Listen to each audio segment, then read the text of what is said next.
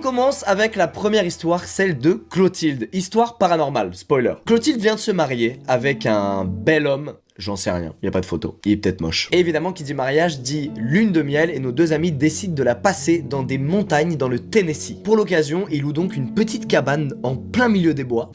Mauvaise idée. Clotilde amène avec elle des fleurs, des gardénias. Pourquoi? Parce que c'est typique des offrandes qu'on peut faire à la montagne. Elle croit un peu à ce délire-là de bonne chance. En revanche, en arrivant, elle se lance pas dans un rituel ou un truc de sorcier, pas du tout, juste elle les met dans une boîte en bois qu'elle pose sur le toit de la cabane. Alors ils s'installent, ils posent leurs affaires, ensuite ils décident d'aller manger, de faire quelques courses et une fois de retour à la cabane, ils constatent que la boîte en bois n'est plus sur le toit de la cabane, mais qu'elle est explosée sur le sol. C'est-à-dire que le choc a été si violent qu'il y a des bouts de la boîte à plusieurs mètres du point d'impact. Alors la raison n'est probablement pas surnaturelle, je vous rappelle qu'ils sont dans une cabane au milieu des bois, donc il y a beaucoup plus de chances que ce soit un raton laveur ou un ours ou un écureuil qui soit passé par là et qui fait tomber la boîte. Mais il y a un détail quand même vachement chelou, c'est que dans la boîte il y avait des fleurs et que là par terre la boîte est explosée, mais il y a aucune fleur. Donc Clotilde elle se dit bon, il y a peut-être du vent et ça les a emmenés à droite à gauche, mais en regardant autour d'elle, elle constate qu'il y a plein de feuilles d'arbres qui sont là posées par terre et qui ne bougent pas, il n'y a pas un pet de vent. Elle est un peu effrayée, elle s'éloigne, elle retourne à la cabane rejoindre son mari et sur le ton de la rigolade, elle se dit la montagne a apparemment pas du tout accepté mon offrande.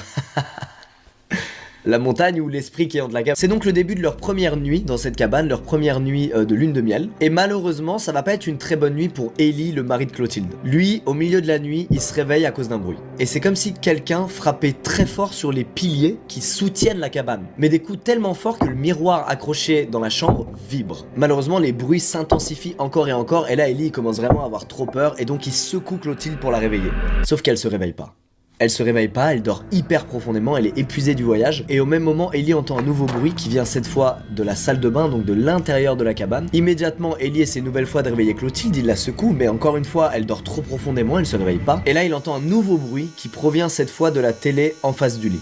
Et ce bruit-là, d'après lui, va durer très longtemps et va cette fois réveiller Clotilde. Comme le bruit l'empêche de se rendormir, elle décide de se lever, mais dès qu'elle se lève, le bruit immédiatement s'arrête. À ce moment-là, Ellie est toujours en PLS dans le lit, mais comme il voit que sa femme vient de se réveiller et de se lever, il lui raconte immédiatement tout ce qu'il vient de vivre. Sauf que Clotilde, elle est complètement KO, elle vient de se réveiller en pleine nuit, donc elle comprend rien ce qu'il dit. Donc elle le rassure même pas, elle est juste là, ah ok, et elle se rendort. Le jour se lève, nos deux amis se lèvent eux aussi. Clotilde va se maquiller devant le miroir, et pendant qu'elle se maquille, elle parle à Ellie du bruit de buzzer qui l'a réveillée en pleine nuit. Et devinez quoi, au même moment, cette fameuse sonnerie retentit. Ils vont donc voir ce qu'il y a derrière la télé, et en fait, ils avaient pas vu, mais il y a une vieille ligne téléphonique, et ce fameux bruit de buzzer, c'est le bruit que fait ce téléphone quand il sonne. Clotilde décroche et là elle entend un gros bruit statique, vous savez, comme s'il y avait plein d'interférences dans le téléphone qui camouflent ce qui ressemble à des phrases. Clotilde débranche le téléphone en se disant bah il sert à rien puisque de toute façon les propriétaires de la cabane ont nos numéros de portable, donc s'ils veulent nous joindre ils peuvent. Et d'après elle, c'est probablement les anciens locataires de la cabane qui font une prank aux nouveaux locataires en appelant le téléphone au milieu de la nuit. Bref, la nuit tombe, on est maintenant le soir et Clotilde elle se met à avoir peur dès qu'elle passe devant la porte de la salle de bain qui est juste à côté du lit. Elle saurait pas expliquer pourquoi, mais quand elle passe devant la porte et qu'elle est ouverte et qu'elle voit donc à travers la fenêtre, elle a l'impression d'être observée, elle est mal. Elle se met donc à partir de là, dès qu'elle passe devant, à fermer cette porte. Deuxième nuit, Clotilde dort bien, elle se réveille pas de la nuit, mais au petit matin, Ellie lui explique que lui, il a une nouvelle fois très mal dormi et qu'il a une nouvelle fois entendu ces fameux bruits, ces fameux coups contre les piliers qui soutiennent la cabane. Et comme la nuit précédente, c'est à chaque fois qu'il essaie de s'endormir que les coups reprennent et sont encore plus forts que la fois d'avant. Ce jour-là, il s'est rien passé de bizarre, nos deux amis ont pu profiter de leur voyage. Arrive le soir, on est donc au début de la troisième nuit. Cette troisième nuit, Clotilde sait qu'elle a fait plusieurs rêves étranges, mais elle arrive pas à s'en rappeler. Ellie, quant à lui, explique qu'il s'est réveillé au milieu de la nuit à cause d'un rire.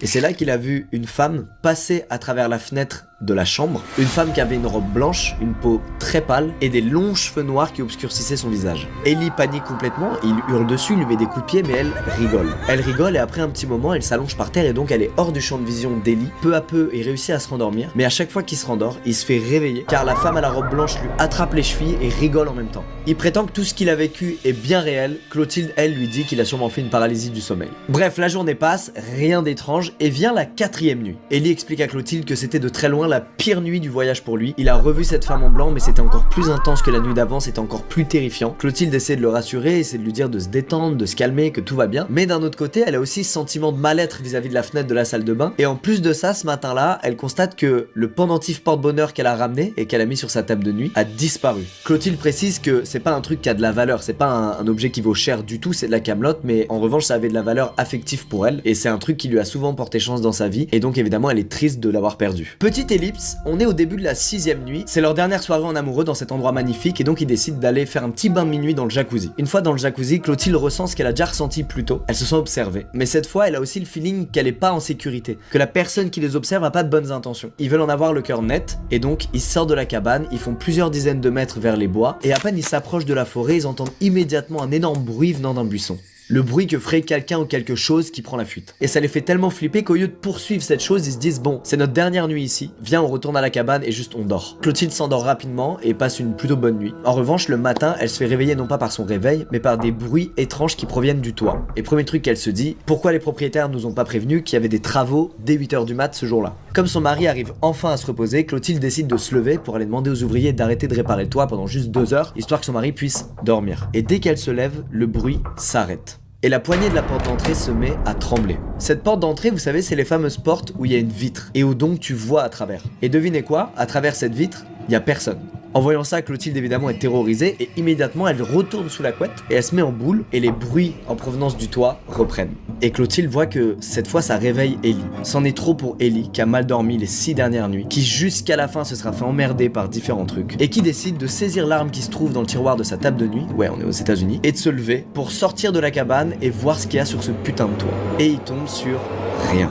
Il n'y a plus un bruit et il n'y a rien sur le toit. Comment le truc qui était à l'origine de ce bruit très fort et très vénère a pu disparaître en 1 seconde sans qu'Ellie ne le voie? Eh ben écoutez, ni Ellie ni Clotilde n'ont la réponse à cette question. Alors ils décident tout simplement de plier bagages en 5 minutes avant de reprendre la route et de rentrer chez eux. Sachez qu'en rentrant chez eux après leur lune de miel, ils ont plus jamais rien vécu de bizarre comme ça, il n'y a pas eu de femme à la robe blanche qui s'est infiltrée dans leur chambre. Alors ils ont tous les deux une explication, qui est évidemment de la pure spéculation étant donné qu'ils n'ont pas eu de preuves, qu'ils n'ont rien retrouvé, que ce soit pour les fleurs écrasées, pour le bruit du toit. Selon Ellie, il s'agirait d'un animal un peu comme le Bigfoot, un espèce de gros animal un peu mythique qui serait venu un peu autour de la cabane rôder et essayer de s'infiltrer à la recherche de nourriture en fait, comme c'est le cas dans des zones très rurales où il y a des gens, où il y a des ours qui tournent autour de chez eux, etc. Ellie, il est persuadé que c'est ça. Clotilde, en revanche, pour elle, c'est clairement un esprit, il y a clairement un truc paranormal et pour elle, il y a des signes qui trompent pas. Déjà, le téléphone, où quand elle décroche, il y a des espèces de bruits d'ondes qui cachent des bruits de voix. Bref, c'est un truc qui fait penser un peu à un poltergeist. Aussi, son pendentif porte-bonheur qui disparaît alors qu'elle sait qu'elle a mis sur sa table de nuit et que la cabane est toute petite et qu'il le retrouve pas. Pour elle, il est évident qu'il y a quelque chose, une présence, un truc dans cette cabane qui ne voulait pas d'eux et qui leur a fait comprendre comme il se doit. Bref, ne louez pas cette cabane pour vos vacances. J'aurais bien aimé qu'ils nous donnent l'adresse, comme ça on est sûr de pas y aller. Et surtout, on aurait pu envoyer l'adresse au grand JD. Putain, imaginez une nuit de JD dans cette cabane, mon rêve. Bref, il est temps pour moi de vous raconter la deuxième histoire beaucoup plus pragmatique, celle de Mélanie. En gros, à l'époque, dès qu'elle avait du temps, elle prenait des potes à elle, elle prenait une glacière avec plein de bière et elle partait camper à l'aventure. C'est un truc qu'elle faisait très régulièrement. Malheureusement, un jour elle a dû changer d'école, elle s'est fait des nouveaux potes, pas de soucis de ce côté-là, mais ces nouveaux potes camper, bah c'était pas du tout leur truc. Le temps passe, Mélanie ça lui manque, c'est vraiment une aventurière et un jour il fait tellement beau qu'elle se dit bon là ce serait du gâchis de pas aller camper, je sais que mes potes aiment pas ça, bah tu sais quoi, je vais y aller seule. Elle prend son matos, elle saute dans sa voiture et elle rejoint un spot isolé mais quand même assez proche de la civilisation pour pouvoir avoir de l'aide facilement si jamais elle a un souci. Elle arrive sur place, elle monte un petit camp et puis elle se pose au bord du feu avec un bouquin et rapidement lui vient ce feeling désagréable qu'on connaît dans ces threads d'horreur. Elle se sent observée. Elle se sent observée, elle entend des brindilles craquer, c'est normal, on est en forêt, il y a plein d'animaux, mais quand même elle entend des branches vraiment craquer, alors elle regarde en direction de ces branches et elle voit une biche qui la regarde et qui se barre en courant. Elle continue de lire son livre, elle continue aussi d'entendre toutes sortes de bruits de forêt autour d'elle, ce qui lui fait évidemment très peur. Et puis peu après minuit, elle rejoint sa tente et elle éteint les lumières. Elle s'endort paisiblement et vers 2h du mat, elle se réveille parce qu'elle entend des bruits très légers de pas. Immédiatement elle se dit bon bah c'est probablement la biche que j'ai vue tout à l'heure ou un autre animal, c'est le classico camping, c'est ce qui arrive très souvent quand t'es posé au milieu de la forêt. Et après 30 minutes à dormir d'un seul œil, elle entend quelque chose qui frotte la tente et elle voit du mouvement à travers le tissu de la tente. Très discrètement, elle saisit de couteau de chasse qu'elle laisse toujours à proximité de son duvet quand elle fait du camping et elle reste parfaitement immobile, elle fait genre qu'elle dort. À 4h du matin, elle est toujours allongée dans sa tente et elle a pas réussi à se rendormir depuis cet événement. Et carrément, plus le temps passe et plus elle se dit mais attends, c'était quand même bizarre, je vais peut-être même garder mes bottes à mes pieds au cas où si jamais faut que je m'enfuis rapidement. Et au moment où elle se dit ça, elle entend au loin l'alarme de sa voiture qui se déclenche. Là évidemment, elle va pas rester passive et ignorer ce qui se passe, elle sort de la tente, elle fait 2 pas en direction de la voiture et elle est immédiatement stoppée par une main qui se glisse sur sa bouche et qui la bloque. Quelques heures plus tôt, il y avait bel et bien quelqu'un qui était autour de la tente, qui était en train de prévoir comment il allait s'attaquer à elle. Réflexe immédiat, Mélanie essaie d'hurler toutes ses forces, elle ouvre grand la bouche, et un doigt de la main qui est sur sa bouche se glisse entre ses dents. En sentant ça, Mélanie serre de toutes ses forces sa mâchoire, à tel point qu'elle arrache le doigt de la personne qui a la main sur sa bouche. Et il part en courant vers le bas de la colline sur laquelle Mélanie a dressé son camp. Mélanie, elle a couru tout droit vers là où elle pouvait, mais pas vers sa voiture, puisque l'alarme venait de sonner, donc il y avait peut-être une autre personne qui était autour de sa voiture. Elle a couru jusqu'à la première maison qui était à proximité, et elle a bourriné à la porte, jusqu'à ce qu'enfin quelqu'un vienne lui ouvrir.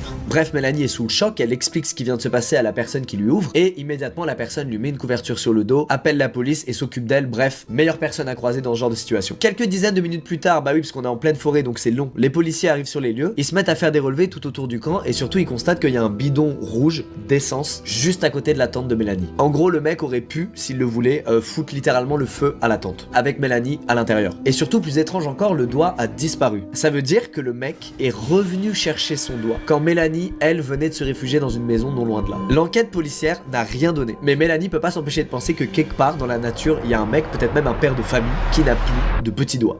En tout cas, cette histoire me rassure. Pourquoi? Parce que Mélanie, elle s'est pas fiée à son instinct de y a un truc bizarre là, et quand même tout finit bien. Bon, bien, c'est relou, elle a vécu un truc pas drôle, mais tout finit bien. En fait, cette histoire elle me fait penser à une histoire qu'a vécu une proche à moi, qui est rentrée chez elle un soir, il faisait nuit, et pareil, il y a un mec qui l'a chopé par derrière et qui a mis sa main sur sa bouche exactement comme à Mélanie, sauf qu'elle, elle était en train de fumer une clope. Dès que la main s'est mise sur sa bouche, elle a retourné sa clope et elle l'a mis dans l'œil du mec. Imaginez la douleur, je pense que c'est pire que de se faire arracher un doigt. Le mec du coup il a immédiatement lâché en hurlant, donc elle a pu s'enfuir. Elle vit dans un village, elle vit pas dans une ville, et elle se dit putain, ça se trouve un jour je vais croiser un gars qui a une brûlure à l'œil et je saurai que c'est le gars qui m'a agressé ce jour-là. Bref, une fois de plus, voilà, camper dans des bois, dans des tentes. Non merci, je l'ai fait cet été, je me suis chié dessus, je le fais plus. Bon, il est temps de passer à la troisième et dernière histoire, c'est celle d'Isaac. Elle est trop bizarre. Il a vécu un truc méga chelou, j'ai pas d'explication. Peut-être que vous en aurez une, peut-être c'est déjà arrivé à 3 gars parmi vous, et je compte sur vous pour nous le dire. Isaac, il a vécu plus de 15 ans dans une zone rurale du Michigan. Il se faisait un peu chier et il passait son temps à explorer les bois autour de chez lui. Quand il était petit, il allait y faire du vélo. Quand il était ado, il y emmenait ses crushs en date. Et une fois adulte, il est devenu propriétaire de la maison familiale. Bref, tout ça pour dire qu'il les connaît par cœur. À tel point qu'il s'est jamais perdu dans ces bois pendant plus de 10 ans. Ce 17 février, Isaac finit sa sieste en début d'après-midi. À son réveil, son chien est agité, il lui fait comprendre clairement qu'il veut sortir et Isaac comprend qu'il y échappera pas. Alors il s'y colle et il se met à marcher sur le chemin principal en direction des bois avec son chien. La balade se passe très bien, c'est reposant pour Isaac, c'est très cool pour son chien qui court partout. Et après une heure de balade sur ce chemin, il est temps de faire demi-tour. Isaac nous explique que son chien sur le retour, il l'attend pas. C'est-à-dire, il bombarde tout droit jusqu'à la maison. Et aussitôt, Isaac aperçoit un mouvement qui vient de sa gauche. Isaac nous dit que dans un premier temps, il s'attend à tomber sur une biche, un écureuil, un lapin, un renard, bref, un animal de la forêt. Sauf que c'est pas sur ça qu'il est tombé. Il tombe sur son voisin de 18 ans, planté là, en plein milieu de la forêt. Il est dos à lui et il bouge absolument pas. Au début, Isaac sait pas trop comment réagir, alors juste il le fixe en se disant bah il va se retourner, il m'a entendu, il a entendu mon chien, il va se retourner. Mais pas du tout, son voisin reste immobile, dos à lui. Isaac explique que ce jour-là, il a beau avoir 26 ans, il ressent des trucs trop bizarres à ce moment précis. Et à un moment, ce qu'il ressent, ça devient tellement intense qu'il ferme les yeux et il a l'impression de tomber dans le vide en continu, à l'infini. En rouvrant les yeux, il est par terre. C'est comme s'il venait de tomber dans le coma pendant quelques secondes. Mais à son réveil, il a l'impression que quelque chose a changé. Déjà, son voisin n'est plus là. Ensuite, il fait beaucoup plus sombre. Pas comme si le temps s'était couvert et qu'il y avait des nuages, mais plus comme s'il y avait une espèce d'éclipse solaire. Et surtout, il se sent pas à sa place. C'est comme si la forêt ne voulait pas de lui. Il finit par se relever et quand il se retourne, il tombe sur son voisin. Il est face à lui, cette fois il le regarde et il lui parle, il lui demande s'il va bien. Et une nouvelle fois, il ressent un truc bizarre, il a l'impression qu'il est en danger. Et carrément, instinctivement, pour se défendre, il lève les bras au-dessus de lui. Et une nouvelle fois, blackout. Il se réveille à 4-5 mètres de l'endroit où il s'est évanoui. Son chien est à côté de lui, mais son voisin n'est plus là. Isaac comprend rien à ce qui vient de lui arriver. Alors il se lève et il tape son meilleur sprint jusqu'à chez lui. En arrivant chez lui, évidemment, il verrouille sa porte d'entrée à double tour et il va tout de suite prendre une douche, il se sent mal. Une heure plus tard, son colocataire rentre et il tombe sur Isaac, assis dans le canapé au milieu du salon, en train de se taper un bon gros whisky et de fumer des clopes. Immédiatement, il comprend qu'il y a un truc qui va pas. Isaac lui explique ce qui s'est passé et son colocataire lui dit écoute, il y a probablement une explication très pragmatique, t'es pas fou, t'inquiète, je vais aller toquer chez ton voisin et je vais lui poser des questions. Comme ça, on va savoir si ce que t'as vécu est réel ou si juste tu t'es évanoui et t'as halluciné. 30 minutes plus tard, son colocataire est de retour et il est terrifié. Il s'assoit à côté d'Isaac et il lui raconte ce qui s'est passé. En arrivant chez le voisin, déjà il n'y avait aucune voiture devant la maison, donc son coloc a supposé qu'il n'y avait personne. Il a quand même sonné et après plusieurs secondes, la porte d'entrée s'est ouverte juste de quelques centimètres. Il a approché sa main de la porte pour la pousser, sauf qu'au moment où sa main a touché la porte d'entrée, elle s'est ouverte d'un coup sec. Et derrière elle se trouvait le fameux voisin qui fixait le sol. Le coloc d'Isaac lui dit bonjour à plusieurs reprises et le gars ne réagit pas. Il tend donc le bras pour légèrement pousser le mec comme pour lui dire "Eh oh, réveille-toi, fin de la blague." Et au moment où sa main le touche, le mec tombe par terre, comme s'il s'évanouissait devant lui. Et avant même qu'il puisse réagir, il y a un coup de vent qui claque la porte d'entrée devant lui. À ce moment-là, le coloc d'Isaac, il a pas forcément peur, il est juste en bad pour le gamin qui vient de se rétamer la gueule devant lui et donc il toque, il sonne et il appelle à l'aide parce qu'il veut lui venir en aide. Au bout d'un petit moment, il y a quelqu'un qui enfin ouvre la porte d'entrée. Mais c'est pas le voisin. C'est une infirmière. Cette infirmière, elle est là pour la fille de son voisin parce qu'elle a une maladie grave et elle a toujours besoin d'une aide à domicile. Évidemment, en ouvrant la porte, elle regarde le coloc d'Isaac comme s'il était complètement taré. Et Isaac lui dit « Où est le gamin? Il s'est évanoui, faut qu'on l'aide. » L'infirmière le regarde et lui dit « Quel gamin? Il y a que moi et la fille là. » Après ça, le coloc d'Isaac se sent très con et il a plus qu'une chose à faire, monter dans sa voiture, rejoindre Isaac et lui expliquer ce qui vient de se passer. Alors Isaac prend le soin de nous expliquer que c'est clairement pas une blague de son coloc, ils sont potes depuis 20 ans et clairement il aurait pas fait une blague après qu'Isaac lui ait raconté un traumatisme qu'il venait de vivre, ça a pas de sens. Quelques semaines plus tard, Isaac nous a update sur l'histoire et vous allez voir c'est très intéressant. En fait, quelques semaines plus tard, il y avait une fête organisée par son voisin et il y était convié. Pas par le fils du voisin, le fameux gars de 18 ans, mais par ses parents. Isaac et son ami décident d'y aller parce qu'ils y voient enfin l'occasion d'obtenir des réponses sur ce qui s'est passé ce jour-là. En arrivant sur place, ils vont immédiatement, vous en doutez, parler au fameux fils de 18 ans. Quelques minutes passent et il lui pose la fameuse question. C'était quoi ce bordel dimanche il y a un mois? Le voisin leur répond, les gars, de quoi vous parlez? Mais en même temps, il a le regard fuyant, comme s'il savait très bien de quoi il parle. Isaac, immédiatement, il est vénère. C'est-à-dire, il regarde le voisin et il lui dit, écoute, maintenant tu vas me dire ce qui s'est passé ou je vais t'éclater la gueule. Isaac, il lui met un vrai coup de pression, carrément, il y a son pote qui se met entre lui et le voisin pour éviter que ça dégénère. Et devinez quoi? Ça marche. Sous la pression, le voisin se met à lui raconter à demi-mot certains trucs. Il lui explique qu'en octobre dernier, il a changé de fréquentation. Son nouveau groupe de potes, eux, leur truc, c'est prendre de la drogue dure. Genre des trucs très énervés. Mais il y a un truc bizarre, c'est qu'ils sont persuadés d'être des sorciers. À tel point que régulièrement dans les bois, ils font des rituels. Genre ils essaient d'invoquer des esprits, des entités, bref, provoquer des trucs paranormaux. En revanche, il explique à Isaac et son pote que là, ça fait vraiment plusieurs mois qu'il les a pas vus et qu'il a arrêté tout ça. Et la drogue, et les rituels. Depuis, ils y repensent souvent, ils sont stressés, ils sont dans le mal par moments, c'est un vrai traumatisme pour eux ce fameux dimanche. À tel point que là, au moment où il écrit ça, Isaac, il a décidé avec son ami de faire une thérapie de groupe pour essayer d'en finir avec cette histoire. Alors peut-être que c'est du domaine du médical, genre peut-être c'est juste vraiment évanoui, et peut-être que son pote, il était méga stressé parce qu'Isaac venait de lui raconter sa vision des choses. Il y a plein d'explications, je pense, très scientifiques, mais il y a aussi plein d'explications paranormales à ce qui s'est passé. Et parmi ces explications paranormales, j'en ai retrouvé donc dans les commentaires de ce post. Il y a quelqu'un qui lui dit déjà, évidemment, d'aller voir un médecin, de faire un check neurologique, etc., voir s'il n'y a pas juste une raison médicale, et qui lui dit ensuite que ce qu'il a expérimenté, ça peut ressembler à plusieurs choses. Il a plusieurs thèses, le gars il dit par exemple que ça peut être genre une possession, pas de lui mais du mec de 18 ans. Il lui dit aussi que ça peut être, vous savez, ces fameux trucs d'enlèvement extraterrestre où des gens s'évanouissent, se réveillent avec une cicatrice, machin. Bon, on en pense ce qu'on veut, je vous dis juste les thèses possibles paranormales, histoire qu'on ait un peu à manger là, à la fin de cette histoire. En revanche, lui, il lui dit qu'il a probablement vécu un glissement de temps. C'est-à-dire qu'il a fait un jump dans l'espace-temps, d'où le fait qu'à un moment, il a un changement radical de sa perception de ce qui l'entoure. Bref, que s'est-il passé ce fameux dimanche? J'espère qu'Isaac et son ami trouveront un jour la réponse parce que ça a l'air de les avoir sacrément marqués.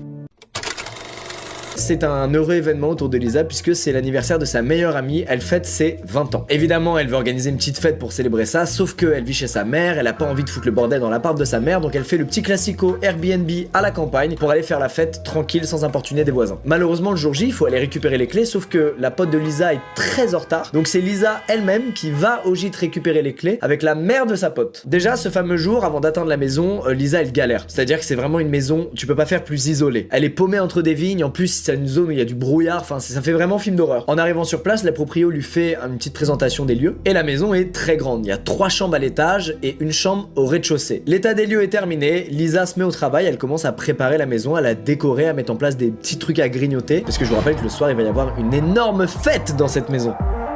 Non. Quelques heures plus tard, la pote de Lisa arrive et elle devait arriver avec plein d'invités, tu sais, un peu en mode soirée américaine. Elle arrive avec une seule amie et malheureusement tous les autres invités ont décommandé. Petite clim, l'ambiance n'est pas ce qu'elle aurait dû être, mais bon, quand même, une maison de campagne, à 3, c'est quand même le kiff. Ça met de la musique à fond, ça se sert des petits verres, ça fume des trucs, et donc Lisa et ses deux amis décident d'ouvrir une fenêtre. Mais elle laisse quand même le volet à moitié fermé, elle laisse le crochet du volet. Le temps passe et nos trois amis ont très faim. Malheureusement, la maison est vachement isolée, donc il n'y a aucun livreur qui vient jusqu'ici. Donc les deux copines de Lisa décident d'aller au KFC, ce qui arrange fortement Lisa, étant donné qu'elle avait pas envie de bouger de la maison puisqu'elle se sent pas très bien, elle a mal au crâne, il y a peut-être un truc qu'elle a fumé qui réagit mal dans son corps. Lisa est donc seule dans la maison et elle décide d'aller au premier étage se démaquiller dans l'une des salles de bain des chambres. Pendant qu'elle se démaquille, elle entend du bruit venir du rez-de-chaussée. Comme ses deux amies viennent de partir, elle se dit qu'elles ont oublié un truc, genre les clés de la voiture ou de l'argent pour payer le KFC, et que donc elles ont juste rouvert la porte pour prendre un truc et qu'elles vont repartir. Mais quand elle les appelle, pas de réponse. Alors là, elle se dit, bon, il y a dû avoir un courant d'air, du bruit, et en fait, c'était pas mes potes, elles sont bel et bien parties, elles ont rien oublié au rez-de-chaussée. Lisa finit de se démaquiller, puis elle descend au rez-de-chaussée, et avant de se poser, elle décide de ranger un peu, parce que c'est quand même pas mal le bordel, et elle réalise que il fait froid, bordel. Et qu'en fait, elles ont laissé la fenêtre ouverte depuis tout ce temps, sauf qu'on est fin novembre, ça caille. Elle s'approche donc de la fenêtre pour la fermer, et là, elle voit que le crochet du volet a sauté. Ça lui met un petit coup de pression et elle se dit bon, je suis fatiguée et surtout j'ai fumé, donc ça se trouve je suis en train de me faire des idées, d'imaginer des trucs. Dans le doute, elle envoie un message à ses copines pour leur dire de se dépêcher et elle commence à inspecter la maison pièce par pièce pour être sûre qu'il y a personne. Elle est en plein bad en fait, elle a fumé, elle bad et elle se rend compte que malheureusement le message qu'elle a envoyé à ses copines pour leur dire de se dépêcher n'est jamais parti puisque la maison est très isolée et qu'il y a très peu de réseau. Elle inspecte donc toutes les pièces une à une, bon pas chaque recoin mais elle ouvre toutes les portes, elle regarde globalement et bonne nouvelle, il y a personne. En arrivant dans sa chambre, elle constate que ses affaires sont en bordel. Parmi ses affaires se trouve un déodorant et elle explique qu'elle a un petit toc, elle peut pas s'empêcher quand elle voit son déo d'en mettre. Peut-être que certains se reconnaissent parmi vous dans cet acte, on vous juge pas, c'est promis. Lisa éteint la lumière de sa chambre, elle s'allonge dans son lit et elle se dit bon, je vais me faire une petite sieste le temps que mes deux potes reviennent. Problème, elle arrive pas à s'endormir. Et après plusieurs minutes dans cette situation, elle entend des bruits qui viennent cette fois de sous son lit. Et ces bruits, c'est un peu comme si quelqu'un tapait légèrement contre le sommier du lit pour voir si ça la fait réagir. En entendant ces bruits, Lisa évidemment est complètement tétanisée dans son lit, elle sait pas quoi faire et elle comprend que c'est du sérieux, que c'est pas normal du tout. Et puis après plusieurs secondes, qui lui paraissent évidemment une éternité, elle sent le matelas qui se baisse de son côté, comme si quelqu'un appuyait sur le matelas de son côté. À ce moment-là, Lisa elle se dit que c'est terminé, qu'il va lui arriver une dinguerie, que c'est fini. Pendant que son esprit est tétanisé, son corps lui vient en fait de saisir le déodorant qui était à portée de main sur le sol. Et pendant qu'elle continue à faire semblant de dormir et qu'elle a le déo dans la main, elle sent un souffle chaud sur sa nuque. C'en est trop pour Lisa, c'est l'élément déclencheur, et elle asperge le visage de cette personne de déodorant. Et puis elle court dans la salle de bain du rez-de-chaussée et elle s'enferme à l'intérieur. Rapidement, le mec tambourine la porte, il crie, il lui hurle dessus. Lisa est terrorisée et surtout elle a les yeux rivés sur le verrou de la porte qui est tout petit. Elle sait qu'à un moment ou à un autre, ce verrou va lâcher et avant même qu'elle choisisse quoi faire, son corps se précipite vers la fenêtre de la salle de bain et elle s'échappe de la maison par cet endroit. Une fois dehors, Lisa, elle entend toujours le mec gueuler dans la maison et évidemment, elle sprint aussi fort qu'elle le peut. Après plusieurs dizaines de secondes de sprint, Lisa tombe enfin sur une maison. Malheureusement, toutes les pièces sont éteintes et il semble y avoir personne dans la maison. Lisa sprint depuis déjà un moment, elle commence à avoir plus de souffle, elle pourra pas sprinter éternellement et donc il lui reste une seule option, c'est se cacher. Et c'est ce qu'elle va faire dans le bac à compost de la maison. C'est des bacs qui sont en extérieur et dans lesquels on met tous ces détritus,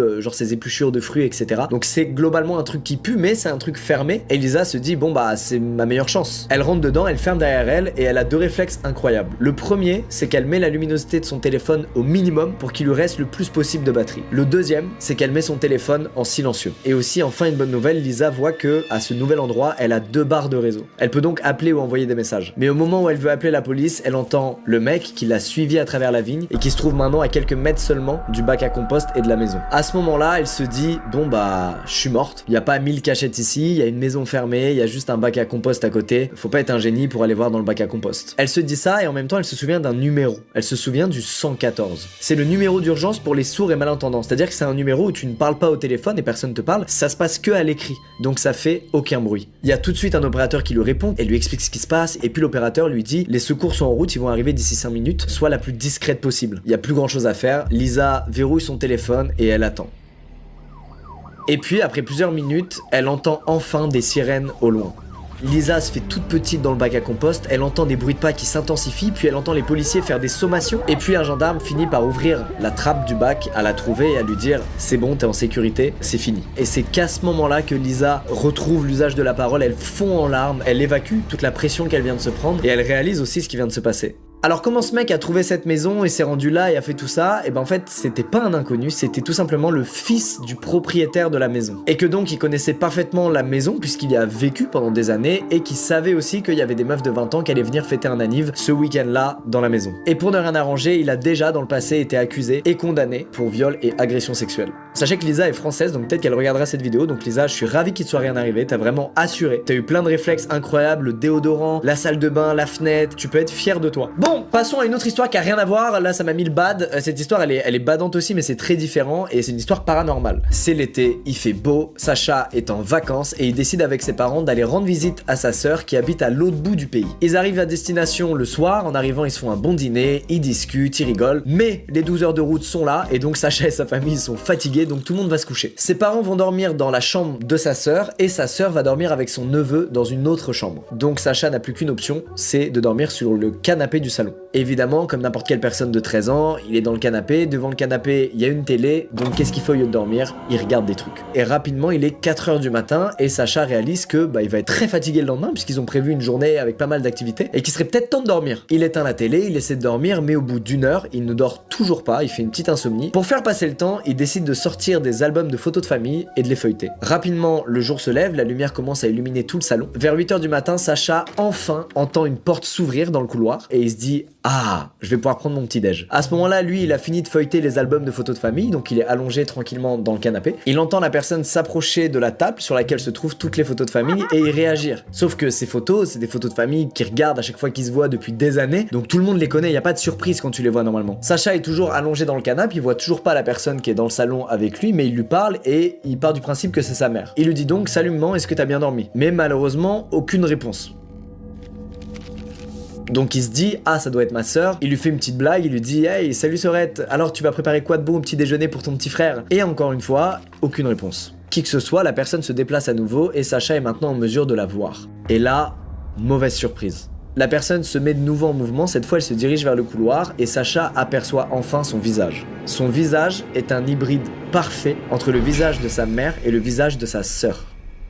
Sacha il croit faire un arrêt cardiaque en voyant ça, il se dit mais qui est cette personne? Il précise que carrément il s'est pincé hyper fort pour vérifier que c'était pas un cauchemar, qu'il s'était pas endormi sans s'en rendre compte. Et en plissant les yeux, il la voit de nouveau et il constate qu'elle est de nouveau face aux photos qui sont sur la table et elle est en train de les regarder. Et là, il se passe un truc terrible. La sœur de Sacha, la veille au soir, avait répondu à un appel sur son tel et avant d'aller se coucher, elle l'a oublié sur le canapé sur lequel dort Sacha. Et le téléphone s'est mis à sonner. La personne debout dans le salon qui regarde les photos entend donc la sonnerie du téléphone et d'un coup, elle se met à paniquer et elle regarde dans la direction de Sacha. Et donc il croise le regard de la personne. Et là, ce qu'il voit, c'est trop. Les yeux de la personne en face de lui sont complètement noirs. Sa bouche s'ouvre de façon étrange et d'un coup, cette personne se met à crier « Non ». Et après ce cri, la personne court dans le salon vers la porte qui mène au sous-sol. Elle descend et elle continue de crier « Non, non, non, non ». Et peu à peu, le calme revient dans la pièce. Il comprend que cette personne ne reviendra pas, que c'était peut-être une alu. Il va attendre comme ça pendant plusieurs dizaines de minutes par peur que la personne revienne dans le salon et en ait après lui. Mais pour autant, il ose pas crier, il ose pas faire de bruit, il ose pas appeler à l'aide, il est tétanisé. Après un long moment comme ça, le silence est rompu par une porte qui s'ouvre. Il tourne la tête et il aperçoit sa mère. Sa vraie mère. Elle fredonne un air joyeux, elle met en route la machine à café, elle commence à faire des toasts. Très peu de temps après, une autre porte s'ouvre, rapidement Sacha voit sa sœur, cette fois c'est aussi vraiment elle. Évidemment, elle se moque de lui, sa mère lui dit mais t'as pas dormi de la nuit, va donc dans la chambre de ton neveu. Et avant ça, j'aimerais d'ailleurs s'il te plaît que tu ailles chercher la moustiquaire qui est mystérieusement tombée de ma fenêtre cette nuit. Sacha se dirige vers la chambre de son neveu et dans le couloir, il y a plein de photos de famille sur les murs et en les regardant, il voit qu'elles ont toutes changer de place. Il trouve ça super chelou, pour lui c'est clairement une preuve de ce qui s'est passé cette nuit-là. Il a tout de même demandé à sa sœur d'aller checker le sous-sol, d'aller voir s'il y avait rien, ce que sa sœur a fait. Évidemment, il y avait rien. Évidemment, ce jour-là, Sacha n'a pas dormi une seule seconde, il était terrorisé, il repensait à ce qu'il venait de vivre, il se disait mais qu'est-ce que c'est que ce merdier? Il explique en tout cas qu'il a jamais eu d'explication rationnelle à ça. En premier lieu, on se dit bon bah il a fait une énorme terreur nocturne, il a fait une paralysie du sommeil, mais en même temps j'ai creusé, je suis tombé sur d'autres histoires très similaires mais qui se passent pas en pleine nuit et et qui ont pas lieu quand la personne essaie de s'endormir. Il y a effectivement pas mal de gens qui racontent qu'ils ont croisé à un moment donné une personne avec les yeux tout noirs, avec un regard méchant, et c'était une rencontre un peu anodine où la personne est, dans un premier temps, est pas méchante, et puis il y a un élément où elle se braque et elle a l'air en colère, et il y a pas mal de gens qui ont croisé ce genre de truc, des gens aux yeux noirs. Faites des recherches là-dessus si vous voulez, ça fait très peur, c'est pas du tout rassurant, et pour cette raison on va passer à l'histoire d'après, on va arrêter de parler de celle-ci, voilà. La prochaine et dernière histoire, c'est celle de Valentine, et c'est un truc qui lui est arrivé quand elle avait 17 ans, et qui j'espère ne vous arrivera jamais. À l'époque, Valentine habite dans un campus universitaire en coloc avec 2 autres personnes qu'elle appellera dans cette histoire Polly et Alex. Ce jour-là, c'est la fin des cours, elle rentre chez elle, il est 17h30, et en arrivant en bas de son bâtiment, elle voit un mec attendre. C'est une grande résidence, vous vous en doutez, il y a plein de gens qui habitent là, donc elle passe devant lui sans se soucier de lui, elle prend l'ascenseur et elle rentre dans son appartement. Quelques minutes plus tard, ça toque à la porte, devinez qui est là? Le mec qui attendait en bas du bâtiment. Il lui explique que c'est un ami d'Alex qui devait se voir tous les deux, mais qu'Alex est en retard. En lui expliquant ça, il lui parle du stage d'Alex, il lui parle aussi de son emploi du temps, c'est que des infos vraies, et donc Valentine veut pas faire galérer le pote de son coloc, donc elle le fait rentrer. Valentine, elle veut mettre à l'aise le pote de son coloc, donc elle lui prépare un thé, et puis elle commence à discuter avec lui en attendant le retour d'Alex. Et peu à peu, la discussion elle devient un peu dark. C'est-à-dire que le pote d'Alex se met à lui parler de ses tendances suicidaires et surtout du nombre de flingues qu'il a chez lui. Immédiatement, elle trouve ça chelou pour un Français d'avoir des armes chez lui, vu qu'on n'est pas aux États-Unis. Ça se fait pas comme ça d'avoir des armes chez soi. Bref, plus la discussion continue, moins Valentine est à l'aise. À tel point qu'à un moment, elle prend son téléphone et qu'elle envoie discrètement un message à Alex pour lui dire dépêche-toi de rentrer, il y a ton ami qui est là et il me met grave mal à l'aise. Quelques minutes plus tard, Alex lui répond en lui disant que il a pas d'amis creepy, donc il lui demande de prendre une photo de ce fameux ami pour vérifier qui il est. Valentine prend discrètement en photo le mec, elle l'envoie à Alex et Alex répond juste écoute, je fais au plus vite, j'arrive. Quelques minutes plus tard, Alex est déjà là, il toque, il rentre dans l'appartement, il dit bonjour à son pote, et là, il y a une minute où ça discute pas. Personne ne parle. Et pendant ce long silence gênant, Valentine reçoit un message d'Alex qui lui dit je connais pas ce mec. Ce n'est pas mon ami. Valentine pense qu'Alex lui fait une blague, elle lève la tête, elle le regarde, et en voyant sa tête, elle réalise qu'il blague pas du tout. Il est autant stressé qu'elle. Ils sont donc bloqués dans leur propre appartement avec un inconnu qui semble en savoir beaucoup sur la vie d'Alex alors qu'ils se sont jamais vus. C'est une situation qui est quand même inédite, ils savent pas quoi faire, ils savent pas comment réagir, ils savent pas s'il faut appeler les flics, s'il faut dire au gars de se barrer. Ils adoptent donc naturellement une stratégie qui est celle de faire leur vie dans l'appart en ignorant le mec. De cette manière, ils se disent que le mec va comprendre le message et va naturellement se casser de l'appart. Alex et Valentine se mettent donc à préparer le repas, ils mettent la table, ils se préparent à manger et le mec lui reste sur le canapé à regarder la télé sans poser aucune question, sans même leur adresser la parole. La situation est lunaire. La porte de l'appartement s'ouvre, c'est Polly, la deuxième colocataire de Valentine, qui rentre des cours et qui leur demande qui est le mec dans le canapé dans le salon. Ils prennent le temps quand même de lui expliquer leur stratégie du on vit notre vie jusqu'à ce que le mec se sente mal et se barre de lui-même. Et Polly les suit dans cette stratégie et commence à leur raconter sa journée comme si rien n'était. Faut savoir que Polly ce jour-là n'allait pas spécialement bien. Quand elle leur raconte un peu sa journée, son mood, ses trucs dans la vie, c'est un peu dark, elle dit des trucs pas très agréables à entendre, elle va mal. Et pendant qu'elle leur raconte toutes ces choses, l'inconnu du canapé les rejoint dans la cuisine, il se tape une énorme barre en entendant ce que Polly dit, puis il retourne dans le salon se poser sur le canapé. C'en est trop pour Alex qui dit à Valentine et Polly de se barrer de l'appart pendant qu'il va gérer ce mec en fait et lui dire de se casser. Valentine et Polly s'exécutent, elles font semblant de rejoindre des amis pour dîner. Alex lui retourne dans le salon, il va donc le voir, il la joue cool, il lui dit écoute frérot viens on se voit demain, moi je vais me coucher, le mieux c'est que tu rentres chez toi. Et l'inconnu lui dit j'attends les filles. Là pour Alex c'est trop, c'est vraiment trop bizarre et donc il monte un peu dans les tours et lui dit écoute mec, maintenant je te le dis, tu rentres chez toi parce que là je vais dormir. Donc c'est pas une question, c'est genre un ordre. Miracle, le mec s'exécute, il sort de l'appartement, il descend les escaliers et sur sa route il croise Valentine et Polly qui sont rentrés un peu plus tôt que prévu à l'appartement et qui surtout s'inquiétaient pour Alex. Et donc en croisant le mec leur fait un grand sourire bien creepy et puis il continue de descendre les marches et il disparaît. Valentine et Polly sont de retour dans l'appart, elles se précipitent vers Alex et lui disent « Alors c'était qui? Comment ça se fait qu'il connaissait ton prénom, qu'il connaissait ton emploi du temps, qu'il avait ton adresse? Enfin c'est qui ce mec ?» Malheureusement, aucun de nos amis n'est capable de répondre à ces questions, personne comprend qui était ce mec et comment il a fait pour avoir toutes ces infos. Et en fait, ils vont juste en tirer une conclusion, c'est bah vas-y maintenant, personne fait rentrer dans le bâtiment quelqu'un qu'il ne connaît pas, même s'il dit que c'est un pote d'un autre machin. Voilà, on la joue safe à 100%, faites gaffe. 2 semaines plus tard, Polly est dans sa chambre et en regardant par sa fenêtre, elle aperçoit une voiture rouge garée sur le parking de la résidence et au volant de cette voiture rouge, vous vous en doutez, c'est ce fameux mec. Polly note immédiatement la plaque de la voiture sur une feuille et rapidement ça toque à la porte et c'est le mec qui est monté. Évidemment elle ouvre pas la porte, elle lui parle à travers la porte et le mec lui ressort le même bullshit que 2 semaines plus tôt. Il lui dit ouais je suis un ami d'Alex, on devait se voir, blablabla. Cette fois Polly s'énerve et lui dit écoute mec si tu t'es pas barré dans 5 minutes j'appelle les flics et on va porter plainte. Et devinez quoi, il a pas insisté, il s'est cassé et elles ne l'ont jamais revu. En revanche, quelques semaines plus tard, Alex a réussi à élucider le mystère. En fait, à l'époque, il avait l'habitude d'aller jouer dans un cybercafé. Et il s'est souvenu 4 semaines plus tard qu'un jour, il a aperçu ce mec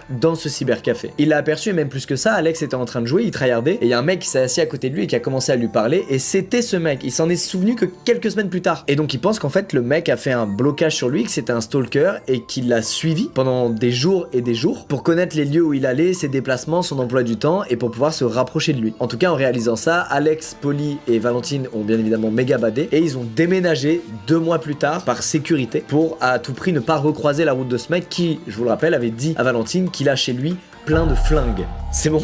Bref, je trouve ça fou la situation dans laquelle ils sont retrouvés à avoir un inconnu chez toi, à pas oser lui dire dégage, tu es qui, à subir la situation alors que c'est potentiellement un mec très dangereux. Et c'est terrible parce que c'est souvent une strate des mecs creepy de se faire passer pour un ami d'un ami, et du coup tu le connais pas, mais comme c'est l'ami d'un ami, t'as pas envie de le mettre mal, donc tu le mets à l'aise, tu le fais rentrer. C'est un truc assez classique de gens polis en fait. La première histoire, c'est celle de Louise. Elle a 23 ans et elle travaille dans un bar. Elle y bosse depuis déjà plusieurs mois, tout se passe très bien, mais un matin, un homme imposant et négligé rentre dans le bar. Louise, elle fait son taf, elle s'approche, elle lui dit bonjour et elle constate immédiatement une très forte odeur de poubelle. Mais elle le traite comme n'importe quel autre client. Déjà, il demande à Louise de jeter un œil à des emails qu'il a imprimés et qui sont des échanges entre lui et son ex-copine. Il les lui montre et il lui demande si elle peut lui expliquer ce que ça veut dire, étant donné que c'est une fille. Louise, elle comprend tout de suite que ça c'est pas une demande d'un client normal, et donc quand même elle veut pas faire de vagues. Elle lui dit ok, je vais les prendre et je les lirai en dehors de mes heures de travail parce que là je dois servir des clients. Mais il s'arrête pas là, il a une autre demande, cette fois beaucoup plus perso. Il lui demande quels sont ses jours de travail et ses horaires. Rassurez-vous, elle en a sous le coude, ça fait plusieurs mois qu'elle bosse là, des demandes comme ça elle en a déjà eu pas mal, donc elle a un texte tout préparé qu'elle sort à chaque fois, où en gros elle fait genre de dévoiler des trucs perso qui sont faux et qui visent juste à intimider la personne en face d'elle. Par exemple, mon copain est très grand, il fait du sport de combat depuis 10 ans, mes voisins sont très curieux, ils me demandent tout le temps des news, tout ce qui peut décourager un potentiel agresseur de passer à l'action. En revanche, dans tous ces trucs faux qu'elle lui dit, il y a un truc qui est vrai, c'est que sa sœur travaille à Subway. Et ça suffit pas, elle s'enflamme et elle se rend compte qu'en fait elle a dit aussi le vrai nom et prénom de sa sœur. Misplay Louise. Cette journée finit bien, l'homme finit par quitter le bar, elle rentre chez elle après le travail, et dans son sac, n'oubliez pas, elle a les emails. Et elle va y jeter un coup d'œil juste pour essayer d'y trouver le nom de cet homme qu'elle va trouver. Il s'appelle Steven. Bref, une semaine plus tard, elle travaille de nuit, et qui voilà? Steven. Malheureusement, Steven ce jour-là est très énervé et il l'engueule tranquillement. Il lui dit pourquoi tu m'as pas dit que tu travaillais pas aux horaires que tu m'as indiqués. Louise lui répond que ses horaires sont variables et qu'en ce moment ils arrêtent pas de changer, et Steven lui dit d'un ton très sérieux qu'elle a intérêt à être présente la prochaine fois qu'il vient. Un cuisinier a confirmé à Louise que Steven était passé dans la journée et qu'il était immédiatement reparti en voyant qu'elle était pas là, et il aurait aussi vu dormir dans sa voiture sur le parking. Il aurait d'ailleurs entrevu dans sa voiture une montagne de détritus, d'où l'odeur de Steven. À partir de là, Steven n'est jamais revenu dans ce bar-restaurant. Et en plus de ça, Louise a fini par quitter ce job. Elle a aussi eu pas mal de changements perso dans sa vie, par exemple elle a quitté son copain et elle a emménagé avec sa sœur, celle qui travaille au Subway. Quelques mois plus tard, Louise part en week-end avec sa copine et à son retour, elle découvre qu'une fenêtre de chez elle a été cassée. Évidemment, comme sa sœur était chez elle, elle lui demande ce qui s'est passé et devinez quoi, sa sœur n'a rien vu, rien entendu. Vers 3h du matin, les chiens des voisins se mettent à grogner et à aboyer et il y a des bruits de pas dans le jardin. Après quelques secondes d'écoute, elle se rend compte que c'est clairement des bruits de pas humains et elle se met à faire clignoter la lumière pour alerter les voisins. Pas de news des voisins, ils dormaient, ils ont pas vu que ça clignotait. En revanche, les bruits de pas sont intensifiés parce que c'est devenu finalement des bruits d'un mec qui part en courant suite au move de Louise. Ce soir-là, ça finit bien et heureusement, par contre, ce qui est relou, c'est que le truc de la fenêtre, c'était pas une tentative de cambriolage parce que globalement, un cambrioleur qui est pas trop con, il va jamais retourner essayer de cambrioler un lieu où il s'est foiré. La semaine qui suit, Louise va au restaurant avec sa copine, mais ça arrive big embrouille. Carrément, Louise part du restaurant en plein milieu. Elle va déposer 20 $ dans la voiture de sa copine et elle marque sur une note: voilà ma part de l'addition. Après ça, elle rentre chez elle, sauf qu'elle reçoit un texto de sa copine qui lui dit: j'ai trouvé tes 20 $, par contre c'est mort, c'est moi qui t'invite, je te les ramène. Peu de temps après, elle entend donc toquer à sa porte d'entrée, sauf que elle est en colère, Louise, et du coup elle ne va pas ouvrir à sa copine. Elle entend ensuite des bruits de pas qui vont jusqu'à la porte côté jardin de la maison, mais cette fois, sa copine ne toque pas. Et là, elle reçoit un nouveau message de sa copine qui lui dit: j'ai laissé les 20 $ près de la porte d'entrée. Louise y va, malheureusement, il n'y a pas le billet de 20. Elle lui demande où elle a mis le billet et si c'est bien elle qu'elle a entendu rejoindre la porte côté jardin. Et vous vous en doutez, c'était pas elle. Sa copine lui répond qu'elle a coincé le billet de 20 $ dans la porte d'entrée, mais qu'elle s'est jamais rapprochée de la porte côté jardin. Une semaine plus tard, un semblant de déjà-vu, Louise est en train de dormir et elle entend des bruits de pas venir de son jardin. Elle jette un coup d'œil par la fenêtre, elle aperçoit un homme de grande taille, aux cheveux longs, qui semble avoir vu se rapprocher de lui puisqu'il est en train de partir en courant. Vous vous en doutez, cet homme, il ressemble à Steve. Le lendemain, Louise repense à toute cette histoire et elle se sent en danger. Elle décide d'essayer de mener l'enquête. Souvenez-vous, elle a des emails avec le nom complet de Steve. Après quelques recherches sur internet, elle réussit à trouver une photo de lui. Et dans le doute, elle décide de montrer cette photo à sa sœur. Et en voyant la photo, sa sœur devient toute pâle. Elle explique que cet homme, elle le connaît puisqu'il est venu plusieurs fois la voir au Subway et qu'à chacun de ses passages, il lui posait plein de questions personnelles. Louise comprend donc que c'est bel et bien Steve qui rôde autour de la maison la nuit et qu'il a réussi à trouver son adresse, probablement en suivant sa sœur à la sortie du travail. Et elle comprend aussi quelque chose de terrible, c'est que il avait l'occasion de s'en prendre à sa copine quand elle est venue déposer un billet de 20 $. Il avait l'occasion à s'en prendre à sa sœur quand il l'a suivie en rentrant du travail. Mais il l'a pas fait. Parce que ce qui l'intéresse, c'est juste Louise. En réalisant que c'est ciblé comme ça contre elle, évidemment, Louise appelle la police. Elle leur fournit les emails, elle leur explique tout ce qui s'est passé, elle leur donne sa théorie, et pendant plusieurs semaines, elle a pas de news. Ni de la police, ni de Steve qui ne semble plus faire ses petites visites nocturnes. Mais un jour, elle reçoit un coup de fil de la police. Les policiers ont retrouvé la voiture de Steve, grâce à la description du cuisinier du bar-restaurant. Ils l'ont retrouvé abandonné près d'un lac rempli de détritus et de plein de pages étranges. En fait, ces pages, c'était des centaines de notes sur Louise, sa sœur, et leur vie complète avec plein de détails à toutes les deux. Mais surtout, parmi ces notes, se trouvait son plan. Il voulait s'infiltrer chez elle et tuer sa sœur, puis attendre qu'elle rentre du travail pour la découper et la manger vivante. Heureusement, il est mort avant d'être passé à lac puisque les policiers ont retrouvé le lendemain son corps au fond du lac à côté de la voiture abandonnée. Louise a donc frôlé un truc ignoble, elle s'est pris littéralement le pire cas possible de stalker. Heureusement, encore une fois, elle a eu de l'instinct, elle a compris que ce qui se passait c'était bizarre, que ça avait probablement un lien avec ce gars qui était venu il y a plusieurs semaines au bar-restaurant, enfin franchement elle a méga géré. Bref, c'est terrible, heureusement plus de peur que de mal, mais bordel quoi. Bref, sans transition, enfin si du coup il vient d'en avoir une, passons à l'histoire de Damien. Damien habituellement travaille dans la restauration, malheureusement cette histoire s'est passée en 2020 et vous le savez, c'était l'année où le Covid a fait son apparition. Du coup, Damien, comme beaucoup d'autres malheureusement, perd son travail. Il est donc à la recherche d'un taf et un ami à lui conseille de rejoindre un cabinet médical dont il a entendu parler, dans lequel Damien passerait en gros ses journées à trier des dossiers. Damien explique qu'il est pas très sociable et qu'il s'agit d'un travail de nuit et donc ça lui va très bien. Il obtient le job et vient sa première nuit de travail qui commence à 3h du mat. Sauf qu'on est au début du Covid, il n'y a pas encore de vaccin, il n'y a pas encore tout ça et donc Damien trouve ça plus prudent de ne pas prendre le bus, mais plutôt de prendre un Uber dans lequel il aurait moins de chances d'être contaminé puisqu'il y a moins de gens qui passent dedans. Il commande donc son Uber, quelques minutes plus tard, le Uber arrive en bas de chez lui, Damien rentre dans la voiture et le voilà en route pour son premier jour de travail. Damien réalise que la course est longue, qu'en fait c'est beaucoup plus loin que ce qu'il pensait le cabinet médical. Il passe le temps en jouant à des jeux sur son tel, mais il réalise qu'il a pas beaucoup de batterie et il sait pas s'il y aura un chargeur ou pas au cabinet médical, donc il préfère passer son tel en mode avion avant de s'endormir à cause de l'ennui et surtout la fatigue. Arrivé à destination, le chauffeur tente de réveiller Damien, mais il dort tellement profondément qu'il l'entend pas. Damien il fait partie des gens là sur des vols de 11h qui dorment 10h30. Je vous envie. Il finit quand même par se réveiller parce que le chauffeur lui met des petites claques sur la jambe en lui disant monsieur, on est arrivé, faut descendre. Évidemment, Damien il se réveille pas en mode lucide, pleine forme. Tu connais, quand tu te réveilles dans un Uber, t'es déphasé. Donc par réflexe, il dit merci, il sort de la voiture se casse et en levant les yeux, il aperçoit un bâtiment qui ressemble absolument pas à un cabinet médical. En gros, il est face à un bâtiment qui est à moitié en ruine et plongé dans le noir. Bon, quand même, il s'avance, il se dit bon bah, logiquement, il m'a déposé au bon endroit, peut-être que je suis de l'autre côté d'un truc, je vais trouver. Damien rentre dans le bâtiment. Il tombe sur un hall qui est globalement en chantier. Il rejoint les escaliers, il monte à l'étage et tout ce qu'il voit c'est globalement des vitres cassées, des casques de chantier et des portes fermées. Là il a plus de doute, il est clairement pas au bon endroit. Il sort donc son téléphone, il retire le mode avion et il envoie un message au chauffeur. Mais pendant qu'il envoie ce message, il entend un bruit provenir du rez-de-chaussée.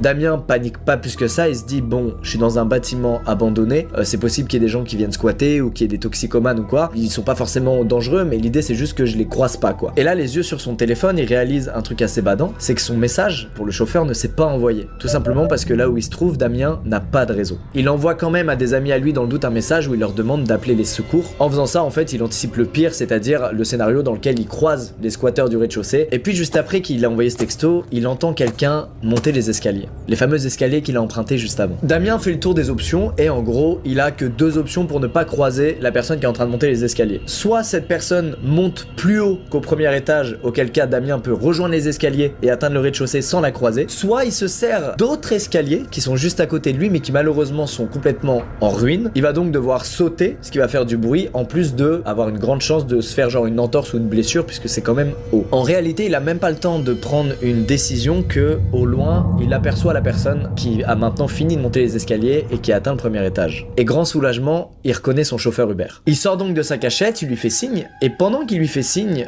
il a un très mauvais pressentiment. Il se rend compte que le chauffeur n'a aucun moyen de savoir qu'il l'a déposé au mauvais endroit, puisque ses messages ne se sont pas envoyés. En réalisant ça, il passe à 200 BPM. Son chauffeur, lui, est immobile, il le regarde, mais il est toujours à l'entrée des escaliers. Ayant un très mauvais pressentiment, son instinct passe à l'action, et sans même réfléchir, il fonce vers les escaliers en ruine et il saute. Il tombe à l'atterrissage, mais heureusement, il se casse rien. Il court vers la porte dans ce qui lui semble être une éternité. Et puis d'un coup, un flash. Damien ne voit plus rien. Et là, il se dit, putain, ils étaient 2. Mais avant même d'avoir le temps de bouger, il entend un homme dire « Police, tout le monde à terre avec vos mains en l'air ». C'est, à son plus grand soulagement, bel et bien un policier et pas un imposteur qui lui voudrait du mal. Damien lui explique dans la panique tout ce qu'il vient de vivre, sauf que il est tellement paniqué qu'en gros rien n'est cohérent dans ce qu'il raconte, et donc le flic comprend qu'il est totalement en panique et l'amène du coup près de sa voiture à l'extérieur du bâtiment. Déjà, le premier truc que Damien veut savoir, c'est pourquoi un policier est là. Et donc il se dit, bah c'est sûrement mes amis qui ont reçu mon texto là de tout à l'heure et qui ont appelé la police. Le policier lui dit, non. Tous les soirs, je fais des patrouilles autour de ce bâtiment puisque personne a l'autorisation d'y entrer, mais des fois, il y a des petits malins qui y vont. J'ai vu tout à l'heure qu'il y avait une voiture garée à côté, donc j'ai décidé d'entrer pour inspecter. Ça veut dire que si Damien vient de se faire sauver par un flic, c'est un pur coup de chance. Et donc, il lui raconte tout ce truc avec le chauffeur Uber. Le policier balaye donc l'horizon avec sa lampe torche, mais malheureusement, il y a ni le chauffeur Uber, ni sa voiture. Il s'est volatilisé. Mais en vrai, c'est pas très grave. Le policier dit à Damien, bah frérot, dans l'application Uber, t'as toutes les infos sur le chauffeur, donc on va pouvoir le retrouver, on va pouvoir l'interroger. Sauf qu'en regardant les informations du chauffeur, il se rend compte que rien ne colle. Ni la plaque, ni le modèle de voiture, ni la photo du chauffeur. La personne qui a amené Damien devant ce bâtiment n'était pas son chauffeur Uber. Son chauffeur était probablement dans sa rue, un peu plus loin, et en voyant son chauffeur l'attendre, l'imposteur s'est rapproché de lui et a fait genre d'être lui le vrai chauffeur. Damien a donc donné une description de l'homme au policier qui a dit bon bah on va essayer d'enquêter, on va essayer de le retrouver. Évidemment, ils l'ont jamais retrouvé, ils ont jamais eu de news. Et depuis ce jour, Damien, plutôt extrême, n'a plus jamais commandé un Uber. Je vous jure, je vais scanner les plaques maintenant. Je vais pas checker les 2 premières lettres, je vais checker tout. Bref, on passe à la 3e histoire qui est la plus courte des 3 mais qui est tout aussi bavante, celle de Eva. Cette histoire s'est passée il y a quelques années et à l'époque elle a un copain avec qui elle est depuis plusieurs mois, mais c'est encore récent donc elle veut pas emménager avec lui et elle veut d'un autre côté s'émanciper et prendre son premier appartement, donc elle se tourne vers une solution, la colocation. Et puis après quelques recherches, elle tombe sur une annonce dont le titre est « Cherche colocataire ».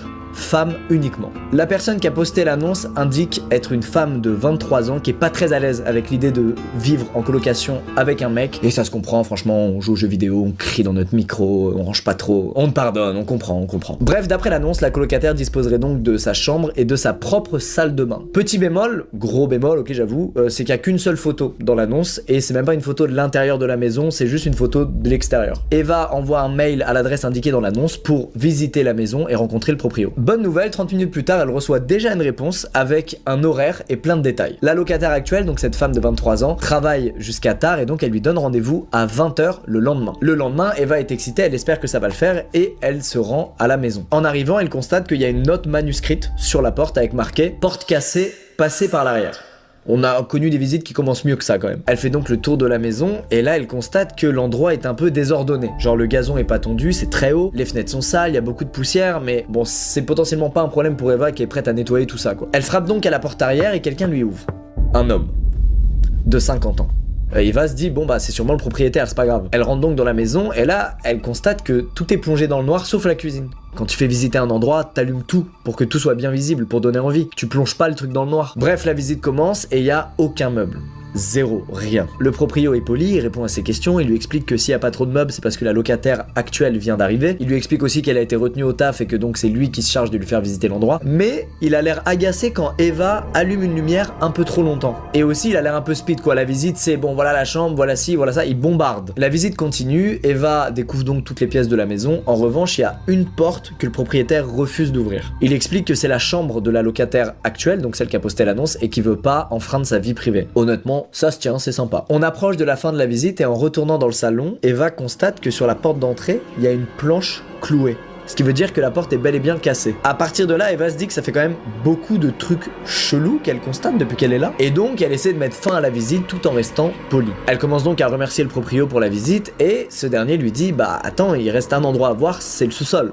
Il monte les escaliers du doigt et lui dit « Gentleman oblige, les femmes d'abord ». Mais pile à ce moment, Eva reçoit un SMS. Elle fait un move incroyable, elle fait genre que cette sonnerie de texto est une sonnerie d'appel, c'est-à-dire qu'elle sort direct son phone et elle décroche. Elle se met à dire « Ah ça y est t'es arrivé, ok cool je viens te chercher, faut que tu vois la maison, elle est super ». Elle prend son courage à deux mains, elle regarde le propriétaire et lui dit « Je suis désolé mon ami est là, je vais la chercher, j'arrive ». Et puis elle part et elle sort de la maison par là où elle était arrivée, c'est-à-dire la porte arrière. Quand elle franchit la porte, elle regarde derrière elle et elle voit que le proprio il est sans voix, figé. Et elle rejoint sa voiture et elle rentre chez elle. Une fois chez elle, donc chez ses parents, elle explique à sa mère et à son frère ce qu'elle vient de vivre et ils décident tous les trois évidemment d'appeler la police. Ils font une déposition et la police lance une enquête pour savoir si tout est normal ou pas dans cette maison. Et devinez quoi ?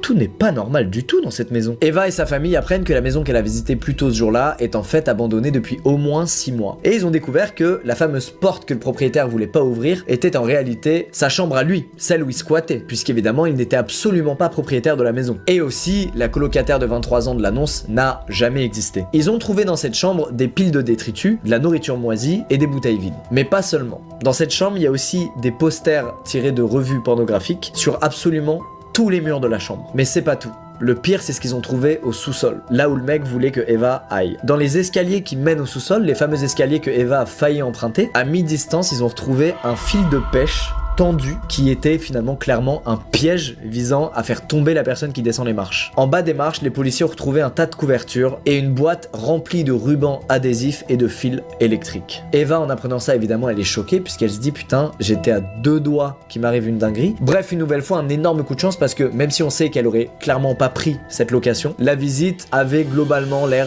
de finir très mal quoi.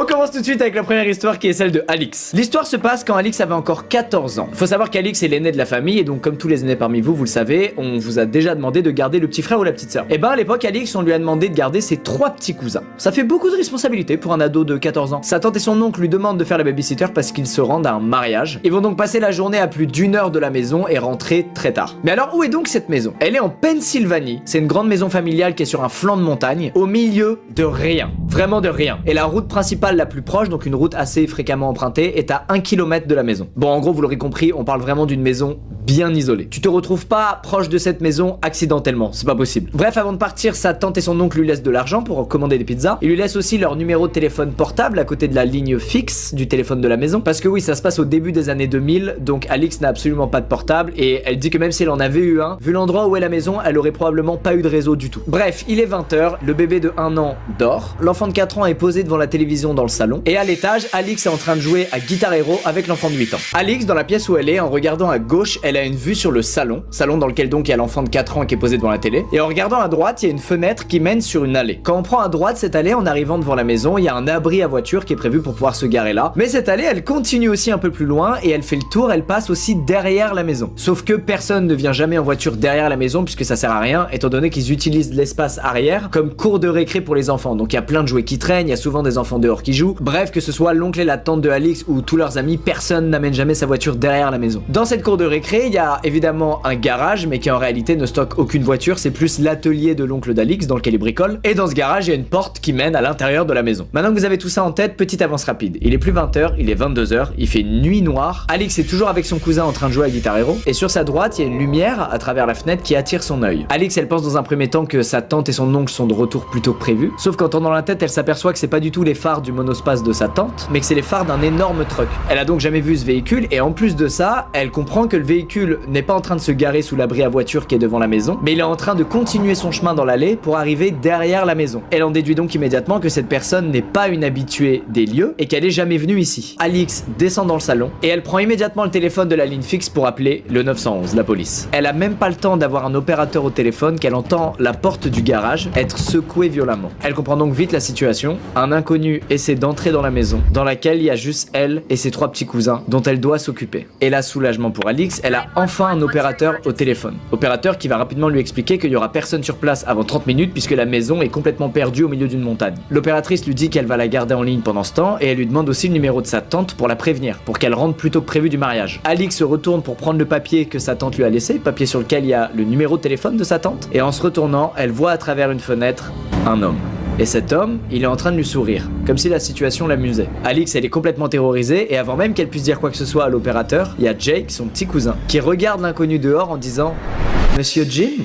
Jake, il dit ça d'une voix confuse, comme s'il était ni content ni soulagé de voir Monsieur Jim. Et en voyant la réaction bizarre de Jake, Alix, elle regarde l'inconnu et elle lui explique qu'elle est au téléphone avec la police et qu'ils sont déjà en route. L'inconnu regarde Alix droit dans les yeux, il fronce les sourcils et il prend quelques secondes à lui, comme pour réfléchir de ce qu'il allait faire. Et finalement, il recule et il disparaît dans l'obscurité. Quelques minutes plus tard, Alix voit les phares du camion se rallumer et elle le voit partir et descendre l'allée.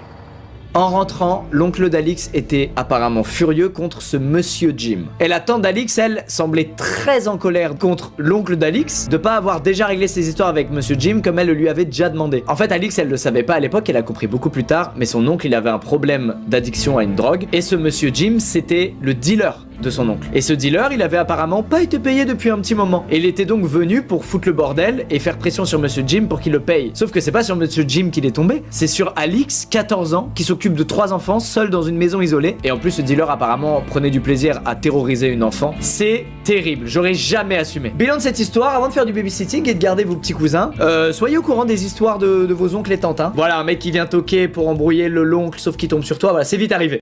Il est maintenant temps de passer à la deuxième histoire, celle de Coralie, qui n'a rien à voir. C'est une histoire qui s'est passée en 2017 quand Coralie avait 19 ans. À l'époque, elle vit dans l'une des nombreuses banlieues résidentielles de sa ville. Elle explique qu'à l'époque, elle est un peu naïve, elle considère qu'elle vit dans un endroit qui est hyper safe, qu'il est jamais rien arrivé de mal dans sa résidence, etc. Et du coup, elle fait des trucs qu'elle se permettrait plus de faire aujourd'hui. Alors c'est pas du tout des trucs de ouf, hein, c'est juste sortir ou rentrer tard quand il fait nuit, seule. Mais cette année-là, il y a 3 trucs de bizarres qui lui sont arrivés. Et le dernier de ces 3 trucs a radicalement changé son comportement. Un soir, Coralie, elle sort assez tard des cours et il est aux alentours de 22h. Elle prend le bus, elle descend à l'arrêt de bus le plus proche de chez elle. Elle a étudié toute la journée, il est tard, elle est clairement fatiguée et pas très attentive à ce qui se passe autour d'elle. Mais en se dirigeant vers son immeuble, elle remarque quand même qu'elle vient de passer à côté d'une personne accroupie dans le noir. Évidemment, ça l'a un peu fait bader, elle a pas pris le temps de s'arrêter, elle s'en fout, chacun sa merde. Et puis un peu plus tard, quand elle s'apprête à se coucher, elle entend des bruits de bagarre qui viennent de l'extérieur. Coraline, elle habite au 2e étage, donc elle se dirige vers sa fenêtre pour l'ouvrir et demander si tout va bien. Et le temps qu'elle l'ouvre, il y a plus un bruit à l'extérieur. Bon, Coralie, elle va clairement pas descendre et aller dans la rue voir si tout va bien. Elle envoie juste un message au propriétaire de son appart pour le prévenir de ce qui vient de se passer, de ce qu'elle a entendu. Et puis elle va se coucher. Et là, il va rien se passer pendant plusieurs semaines. Mais un soir, il est tard, Coralie part de chez elle pour aller faire des courses avant que ça ferme. Et sur le retour du chemin des courses, en marchant vers son immeuble, elle voit de nouveau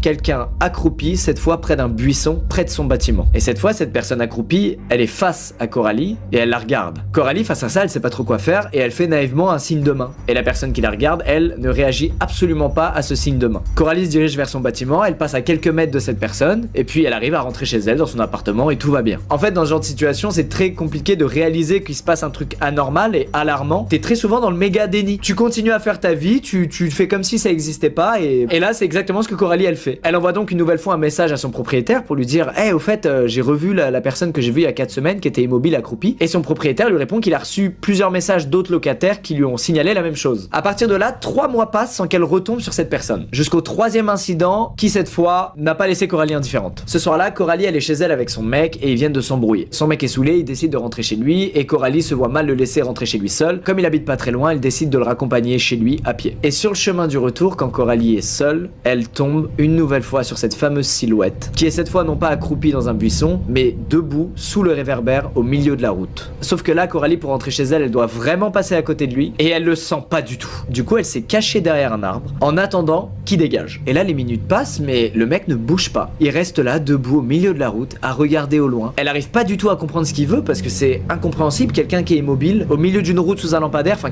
qu'est-ce qu'il fout quoi? Sauf qu'après 30 minutes à attendre derrière l'arbre, Coralie elle a envie de rentrer chez elle. Et donc elle se dit, bon franchement j'abuse, le mec il est juste là debout à regarder des trucs, je m'en fous. Qu'est-ce que je raconte? Je suis parano. Elle se relève donc, elle se met à marcher vers son bâtiment en essayant d'avoir l'air le plus neutre possible. Elle s'approche doucement de cet inconnu et puis elle arrive à son niveau. Et en passant à côté de lui, elle a un vieux feeling. Elle se dit, je le sens pas, je vais courir maintenant. Et au moment où elle se met à courir, le mec derrière lui crie dessus. Coralie, elle court de toutes ses forces sur le gravier, et dans sa course, elle a l'impression d'entendre du gravier bouger derrière elle, comme si le mec lui courait après. Elle réussit à rentrer dans le bâtiment, à fermer la porte, et elle trace jusqu'au 2e étage, jusqu'à chez elle, et elle appelle immédiatement la police. Et d'ailleurs, elle appelle pas que la police, elle appelle aussi ses voisins dont elle a le numéro, des membres de sa famille, son mec, bref, tout le monde est au courant de ce qui vient de lui arriver. Les jours passent, Coralie ne sort plus quand il fait nuit, elle est quand même bien choquée de ce qui vient de lui arriver, et c'est normal, c'est choquant. Et puis elle a des news de son propriétaire. Il a pu se procurer les images de vidéosurveillance de l'incident survenu quelques jours avant, et malheureusement Coralie n'a rien inventé. Sur les images de la vidéosurveillance, on voit bel et bien l'inconnu courir après Coralie et se jeter dans un buisson juste après que Coralie ait réussi à rentrer dans son bâtiment. Et à partir de là,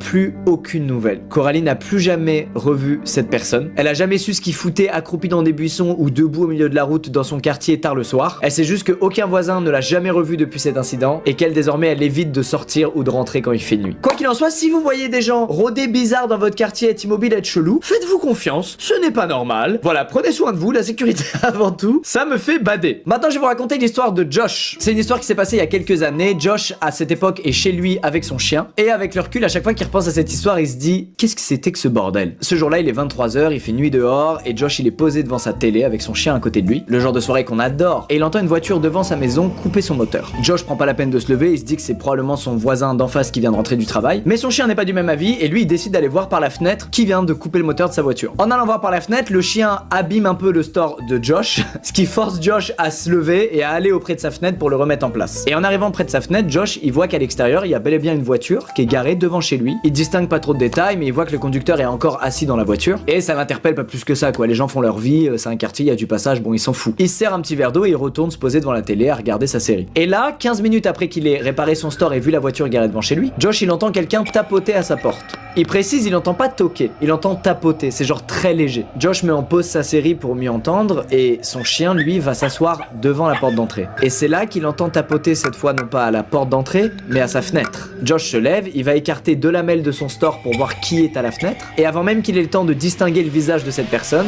elle retourne tapoter à la porte d'entrée. Et cette fois le tapotement il va durer plusieurs dizaines de secondes. Et comme il attend pas de visite et que c'est pas du tout le genre de sa famille ou de ses amis de lui faire des surprises et de débarquer chez lui, il comprend que là il se passe un truc bizarre. Du coup il fait un move très malin, il ouvre ni la fenêtre ni sa porte d'entrée, il monte à l'étage de chez lui et il ouvre la fenêtre à l'étage. Il voit donc l'inconnu qui est en bas de chez lui et il lui dit bonjour, vous voulez quoi? Et ce mec lui répond que c'est le livreur de la pizza, qu'il a sa margarita et qu'il lui doit 20 $. Et là Josh il se sent méga con et immédiatement il se dit putain mais en fait le mec a tapoté parce qu'il est 23h et il voulait pas faire trop de bruit pour les voisins, c'est tout. Par contre Josh n'a pas commandé de pizza et il le fait savoir. Il dit au gars mec je suis désolé mais j'ai pas commandé de pizza. Mais le livreur check son téléphone et lui dit écoute mec je suis bel et bien à la bonne adresse, je fais juste mon taf, descends et ouvre la porte. Sauf que même s'il fait sombre sur le palier de Josh voit bien que dans ses mains il a rien le mec. Et là l'échange va durer un petit moment et Josh n'en démord pas et lui dit frérot, je n'ai pas commandé de pizza, soit t'as la mauvaise adresse, soit tu t'inventes une vie et tu n'es pas livreur de pizza. Et là, malgré tout ce que Josh va pouvoir dire à ce mec va pas arrêter de lui dire allez, descends, ouvre-moi la porte, donne-moi ce que tu me dois et prends ta pizza s'il te plaît. À tel point qu'au bout d'un moment, le voisin de Josh, celui qui habite en face, donc de l'autre côté de la voiture garée, sort de chez lui pour voir ce qui se passe parce qu'il entend du bruit depuis plusieurs minutes. Et en voyant ça, le livreur de pizza fantôme, immédiatement, retourne à la voiture, la démarre